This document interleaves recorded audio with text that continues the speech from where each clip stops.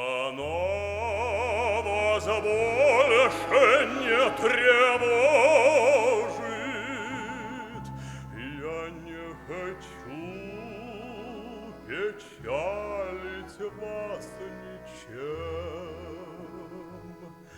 Я вас любил безмолвно, безнадежно, то робостью, то ревностью томим.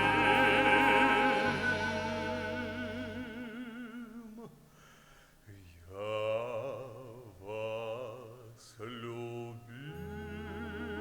так искренно, так нежно,